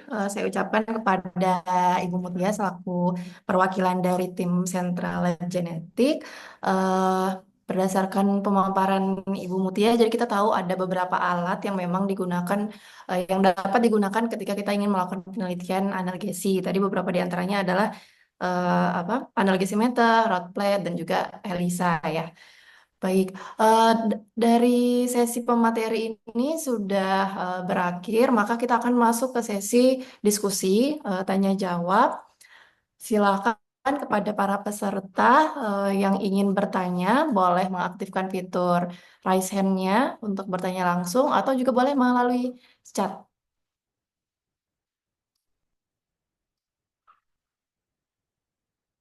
Pertanyaannya dapat berupa tadi kan materi yang telah disampaikan. Yang pertama tentang patofisiologi nyeri, kemudian masuk ke ranah penelitian, bagaimana uji aktivitas nyeri, dan terakhir ada alat-alat yang digunakan untuk pengujian aktivitas anti nyeri. Di sini berdasarkan kolom chat ini ada satu pertanyaan, mungkin saya izin membacakan ya. Pertanyaannya dari Nurul Aprilia. Nurul ini sedang skripsi dan penelitiannya terkait dengan analgesik. Nah, izin bertanya, bagaimana cara menentukan metode uji analgesik eh, jika ingin. Sorry, saya bacakan ini bagaimana cara saya menentukan metode uji analgesik jika sampel ingin melakukan pengujian secara in vivo yang dihubungkan dengan metode in silico. Oh, mungkin maksudnya dia ingin melakukan uji analgesik secara in vivo, tapi juga ditambah dengan metode in silico. Mungkin seperti itu kali ya. Pertanyaannya Aprilia ya, Nurul. Oke, mungkin ini bisa dijawab dulu lebih pas ke Ibu Niken ya, Bu ya. Baik, terima Apakah iya? Pertanyaannya jelas, Bu? Ya. Tadi? Iya, oke. Jelas ya. Terima kasih Nurul Aprilia yang sedang penelitian analisis yang luar biasa ya. Ya, penelitian yang bagus. Kemudian pada saat seorang peneliti ingin menghubungkan in vivo dan in silico itu bagus. Cuma pada saat uji praklinik itu data yang diminta adalah data in vivo. Kenapa? Karena uji in silico itu seperti satu reseptor, satu obat, ketemu, nggak ada yang lain-lain. Padahal di tubuh kita ada enzim, ada regulasi dan metabolisme tubuh itu, kalaupun aktif secara in silico, belum tentu aktif secara in vivo. Jadi kalau ingin menjadikan in silico adalah bagian dari penelitian masuk dalam uji pendahuluan itu sangat bagus. Kalau dalam uji pendahuluan, misalnya sampelnya adalah sampel ekstrak. Dalam ekstrak tersebut sudah banyak peneliti lain yang menemukan senyawa-senyawa yang ada di situ. Misalnya senyawa yang ada pada si sampel itu jumlahnya ada 20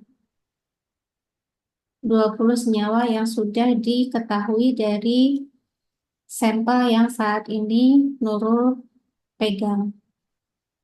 Dari 20 sampel, 20 senyawa, silakan dicoba ke enzim yang bertanggung jawab ke reseptornya. Jadi misalnya ini lebih pasnya kemana ya? Apakah lebih pasnya ke enzim siklooksigenase 1, siklooksigenase 2, atau lebih pasnya pada reseptor opiat?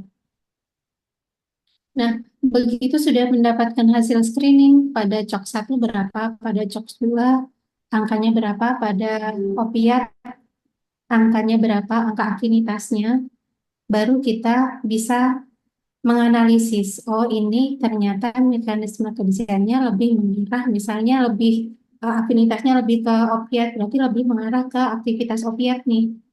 Jadi meskipun belum dikerjakan, ini prediksinya itu mekanisme kerjanya ke arah analgesik opiat. Akhirnya apa? Kita pada saat mau pengujian secara in vivo, kita akan mencari pembandingnya adalah pembanding dari obat-obat golongan opiat. Kalau kita mencoba-coba saja, wah ini analgesik, analgesiknya itu lebih mengarah ke mekanisme kerja yang mana, nggak tahu. Apa dampaknya? Bisa jadi kita salah mengambil pembanding. Kemudian opsi kedua, Nurul, kalau nanti pada saat sudah pengujian in vivo-nya sudah dilakukan nih, uji in vivo sudah dilakukan, pembandingnya natrium diklofenak, anggap saja ini ke arah NSAID. Kemudian saya mau bikin pembahasan sama dosen saya disuruh menambahkan data in silico untuk memperkuat pembahasan. Itu bisa juga, jadi aktivitasnya seberapa besar, senyawa yang ada pada eh, sampelnya itu apa saja, kemudian diikatkan ke enzim COX-1 sesuai dengan pembandingnya tadi natrium diklofenak itu bisa memperkaya pembahasan, tapi sifatnya adalah prediksi. Itu kalau in silico. Jadi in silico itu data yang sangat bagus untuk uji pendahuluan atau untuk screening supaya kita lebih berfokus pada satu sampel saja. Bayangkan kalau dalam satu ekstrak kita harus membuat fraksi, fraksinya ada 15. Apakah 15 fraksi itu nanti kita akan uji semua? Tentu lebih bagus kalau kita reduksi. Cara mereduksinya pakai prediksi in silico itu betul. Gimana Nurul? Ya, Nurul mungkin jika ada lanjutan pertanyaan, mumpung kita Nurul bisa mengkonsultasikan ya sekalian rencana skripsinya dengan Bu Niken. Oke,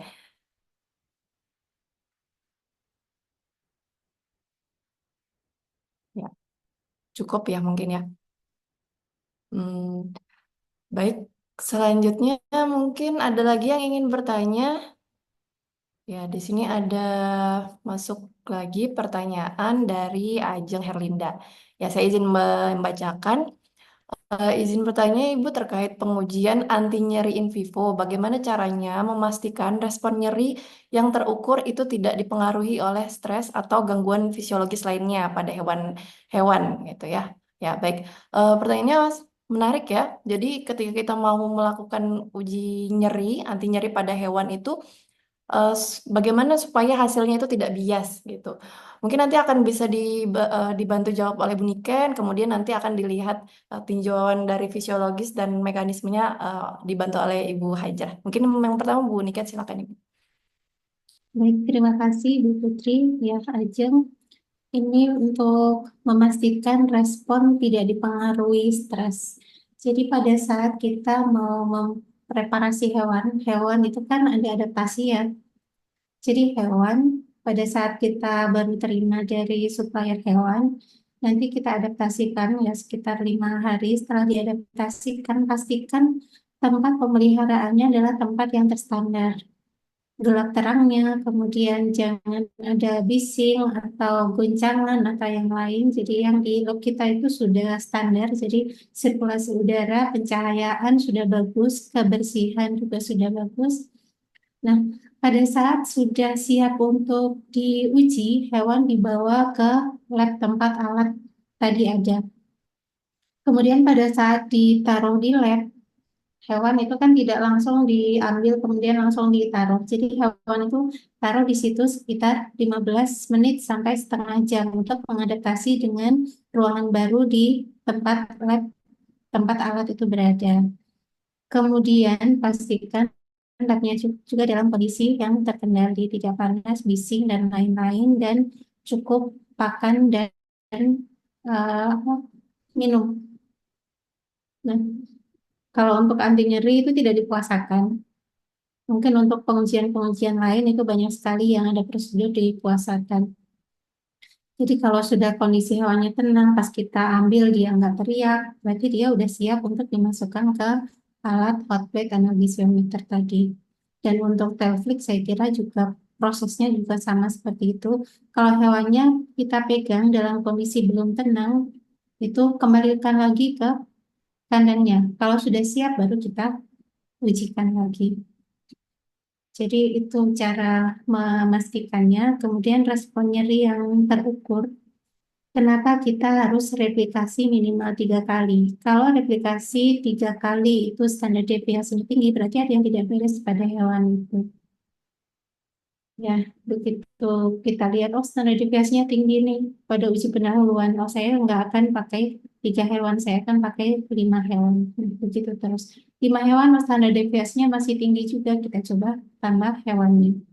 Kalau masih tetap tinggi, maka kita harus evaluasi ruangan dan juga cara pemeliharaan kita, apakah memicu hewan tersebut ada stres yang menetap. Itu yang perlu kita perhatikan. Mungkin ada tambahan dari Ibu Hajrah terkait dengan hal tersebut. Silakan. Ya, silakan Bu Hajrah. Oke, oke, baik. Sebenarnya jawaban saya sama dengan Bu Niken juga ya. Dan tambahannya mungkin memastikan bahwa orang yang melakukan pengujian itu adalah orang yang sama. Karena apa? Hewan coba sendiri itu mereka sensitif terhadap bau. Jadi kalau berganti peneliti, khawatirnya itu akan menimbulkan stres juga pada hewan uji. Jadi memang mau tidak mau kita harus standarisasi gitu ya, percobaan yang kita lakukan untuk mengurangi efek bias dari eh, kemungkinan-kemungkinan yang menimbulkan akhirnya hewan itu bisa stres dan akhirnya menimbulkan bias pada hasil penelitian kita. Mungkin itu. Ya, baik. Berarti izin konfirmasi Bu ya, berarti ternyata stres ini juga sangat mempengaruhi lingkungan ya. Kondisi stres itu juga sangat mempengaruhi ya keberhasilan dalam uji eh, nyeri untuk secara in vivo ya Ibu ya. Berdasarkan dari jawaban Unikan dan juga Bu Hajrah. Oke, baik. Apakah ada pertanyaan lagi? Masih terakhir. Ya, oke. Dari Ajeng sudah cukup ya. Kebetulan Ajeng sedang melaksanakan penelitian juga ya sekarang ya. Mungkin mahasiswa atau Bapak Ibu dosen yang ingin bertanya, saya persilahkan. Oke. Jadinya saya ingin sedikit juga bertanya ya kepada Ibu Mutia terkait alatnya tadi Bu. Itu kan sangat menarik ya. Di sini kita punya kalau tidak salah hot hot cold plate ya Ibu, Bu Niken ya Bu ya yang kita punya. Untuk analgesimeternya masih belum ya Bu ya?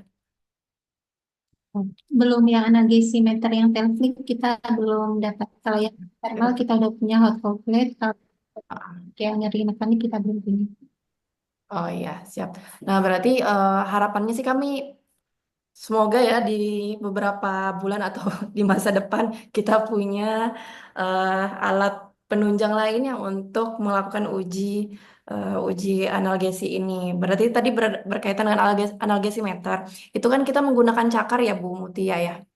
Betul. Nah, Berarti itu untuk ukuran cakarnya itu berarti bisa disesuaikan ya. Misalkan ada hewan yang mencit atau hewan tikus gitu.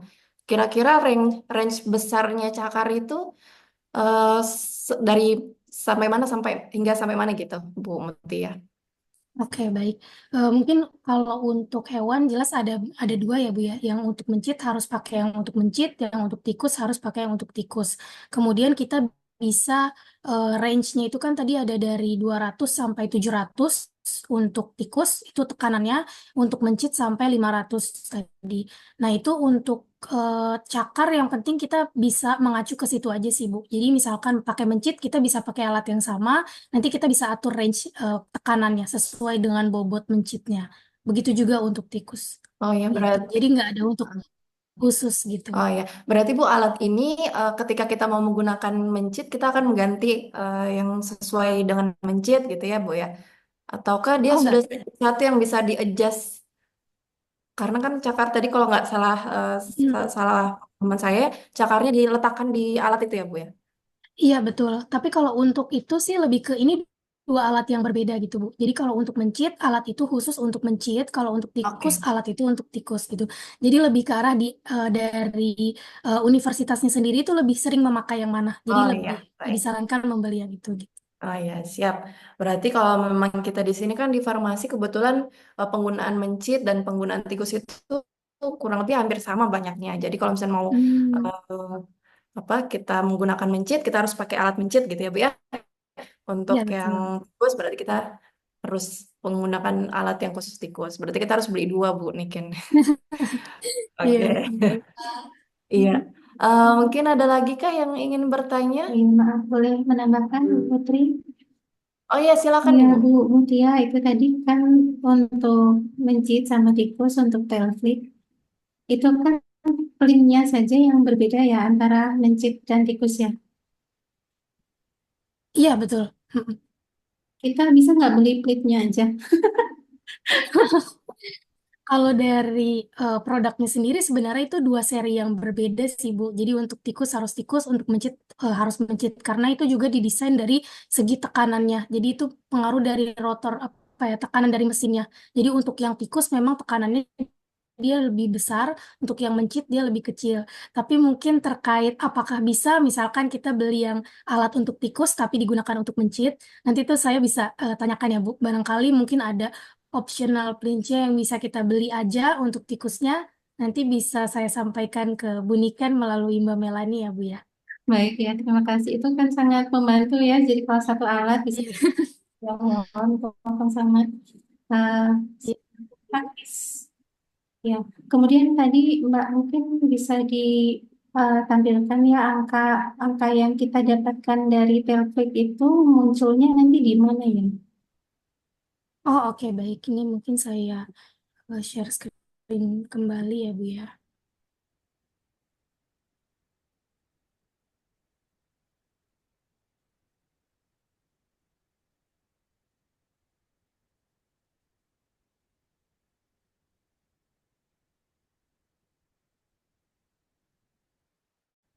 Mungkin ini terlihat ya Bu ya gambarnya dari yang saya share.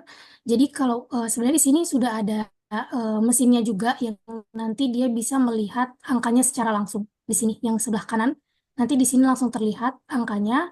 Namun di sini juga bisa terlihat langsung dari skalanya ini.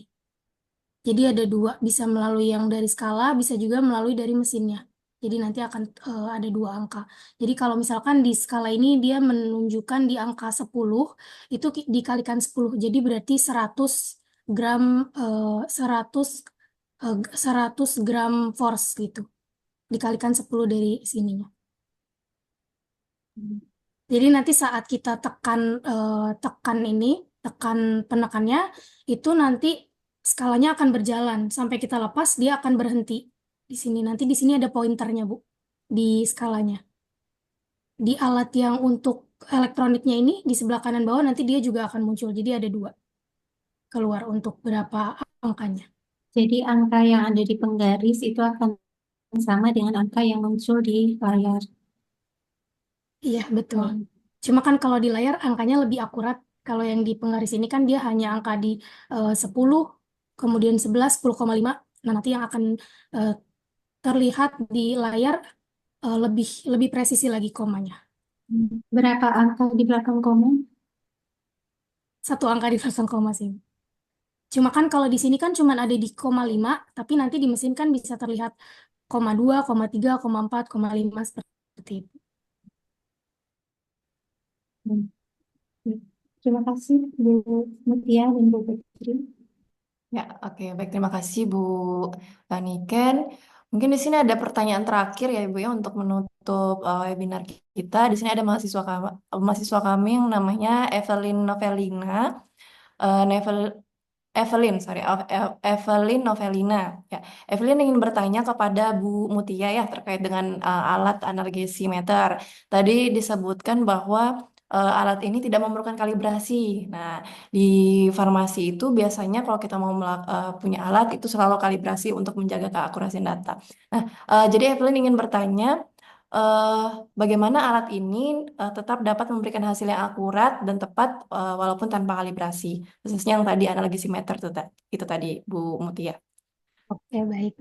Ya, menarik pertanyaan. Jadi untuk kalibrasi sendiri, ini untuk pernyataan bahwa alatnya tidak perlu dikalibrasi karena memang dari factory-nya. Jadi dari factory-nya dia bilang tidak perlu dikalibrasi karena memang sudah terkalibrasi secara pabrik. Dan kalau untuk di dunia farmasi, dia harus tetap kalibrasi itu lebih ke arah dokumen dan memang eh, apa ya, eksternal. Jadi misalkan ini sebenarnya tidak perlu kalibrasi, tapi memang dari segi kampus untuk audit dan lain-lain itu mengharuskan untuk kalibrasi, itu tidak apa-apa, bisa dikalibrasi mungkin sekitar 2 tahun. Jadi setelah 1 tahun dari kalibrasi pabrik seperti itu. Tapi kalau dari kami, dari penyedia, dari factory-nya itu kita bisa bilang kalau ini tidak perlu kalibrasi karena sudah terkalibrasi secara pabrik seperti itu. Ya, baik. Mungkin sudah jelas jawaban dari Bu Mutia ya untuk Evelyn ya.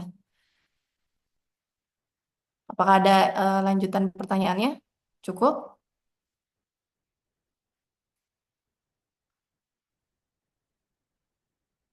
Oke, berhubung waktu kita juga baik, terima kasih atas jawabannya kata Evelyn ya. Baik Ibu, mungkin terkendala karena waktu kita sudah hampir di penghujung acara yang direncanakan memang jam 11 berakhirnya acara webinar ini. Mungkin dari sini saya selaku moderator eh, berharap bahwa peserta yang mengikuti webinar seri 1 ini bisa mendapatkan banyak manfaat yang telah disampaikan berdasarkan materi yang telah disampaikan oleh para narasumber yaitu Ibu Hajra, Ibu Niken, dan juga Ibu Mutia. Dengan tema tadi yang pertama ada jalur patofisiologi nyeri, kemudian uji aktivitas uji anti nyeri secara in vivo, serta alat-alat yang dapat digunakan dalam pengujian atau riset terkait dengan anti nyeri tersebut. Mungkin demikian untuk sesi materi, saya tutup dan saya kembalikan kepada Ibu Novi. Ibu Devi, sorry. Silakan Ibu Devi.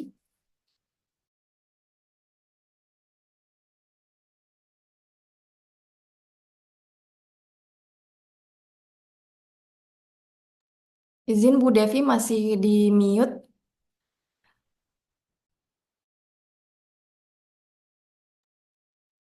Baik, terima kasih Bu Putri. Tadi panitia udah mengirimkan link form sertifikat yang beserta feedback ya, yang sudah dikirimkan di kolom chat. Dimohon agar menuliskan nama yang benar dan menggunakan email yang aktif, karena sertifikat akan dikirimkan melalui email Bapak Ibu. Sepertinya tadi sertifikatnya udah dikirim ya sama panitia. Baik, Bapak Ibu peserta webinar yang berbahagia, dengan berakhirnya sesi tanya jawab tadi, maka berakhir pula kegiatan webinar pada hari ini. Semoga kegiatan webinar tadi dapat bermanfaat dan menambah wawasan bagi kita semua. Jika ada pertanyaan lebih lanjut mengenai laboratorium kami atau info webinar selanjutnya, silakan menghubungi Humas Fakultas Farmasi Universitas Mula Warman, yang dimana tadi nomornya sudah dikirimkan ya di kolom chat. Saya mewakili panitia yang bertugas memohon maaf apabila selama berlangsungnya webinar pada hari ini terdapat kesalahan ataupun hal yang kurang berkenan. Saya Devi Noviana, pamit undur diri. Semoga dapat bertemu pada kesempatan lainnya. Akhir kata, wabillahi taufiq wal hidayah. Wassalamualaikum warahmatullahi wabarakatuh. Waalaikumsalam warahmatullahi wabarakatuh. Saya pamit undur diri, Bapak Ibu. Terima kasih Bu Mutia, Bu Hajrah, Bu Terima Putri. kasih, Bu. Ya, terima kasih ibu-ibu Kembali, Bu. sekalian.